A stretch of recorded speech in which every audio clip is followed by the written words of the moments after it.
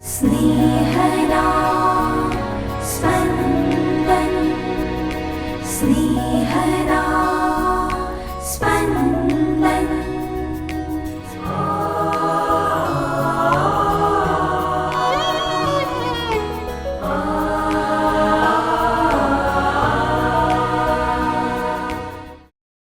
સામાન્ય કાળનો છઠ્ઠો રવિવાર.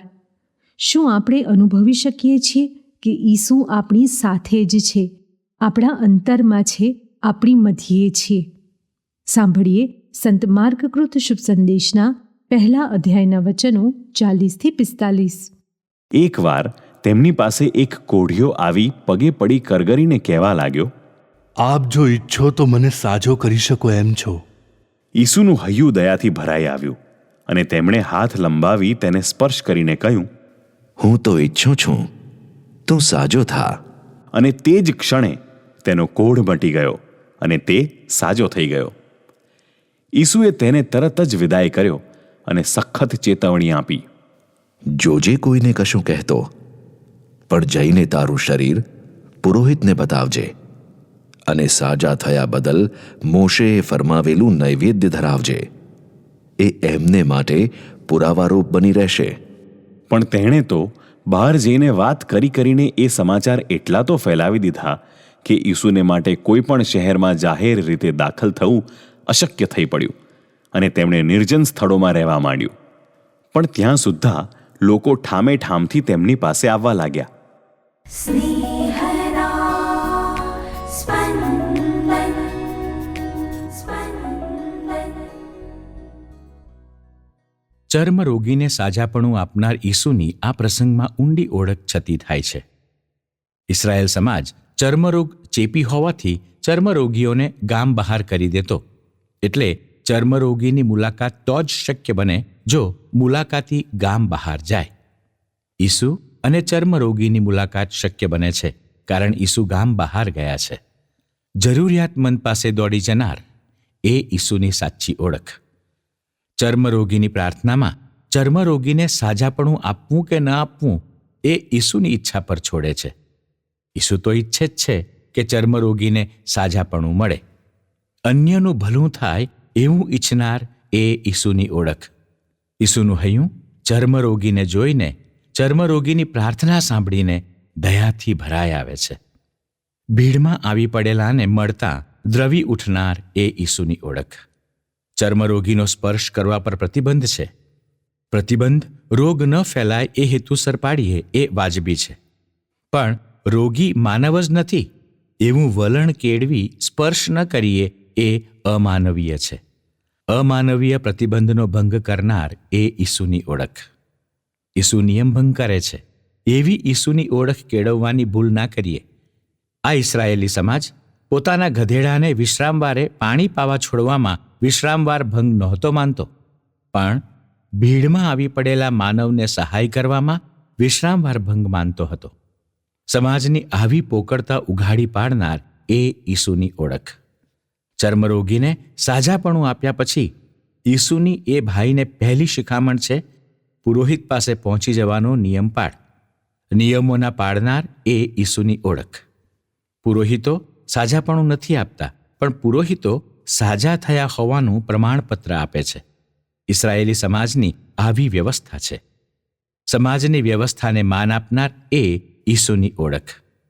આ ઈસુ આપણી મધ્યે છે, આપણી સાથે છે, આપણા અંતરમાં છે. આ સત્યથી સભાન બનીએ અને ઈસુની સાચી ઓળખ કેળવીએ તો જીવનના ખાડા ટેકરા આપણને ગભરાવી નહીં મારે.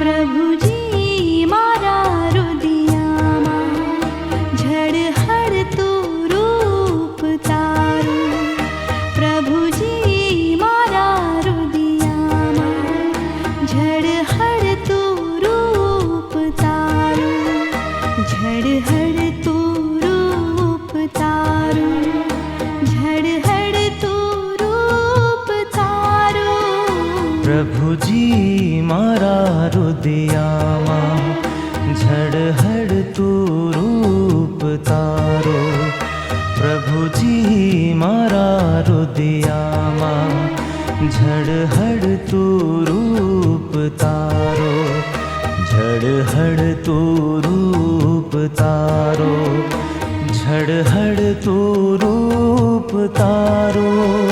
પ્રભુજી મારા હૃદયમાં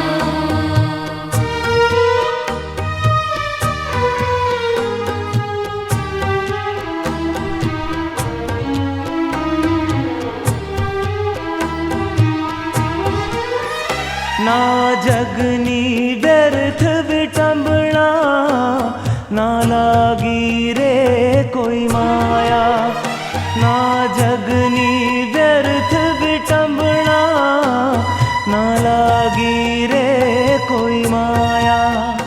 ના સપના ના કોઈ ઈચ્છા, ના મનમાં કોઈ નિરાશા. પ્રભુજી મારા જીવનમાં તારી હું વાટ નિહાળું. પ્રભુજી મારા જીવનમાં તારી હું વાટ નિહાળું. તારી હું વાટ નિહાળું, તારી હું વાટ નિહાળું. પ્રભુજી મારા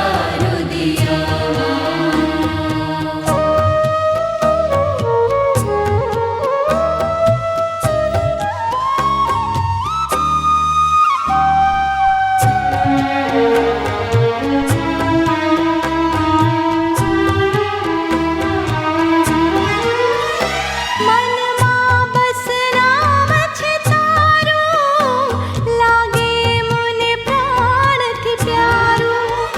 મનમાં બસ નામ છે તારું, લાગે મને પ્રાણથી પ્યારું. નિશ દિન બસ આશ છે મનમાં, બાકી રહી છે ઝંખના. માની લીધું છે મનમાં, તબ પગલે પગલે ચાલો. માની લીધું છે મનમાં, તબ પગલે હું ચાલું. માની લીધું છે મનમાં, તબ પગલે હું ચાલું.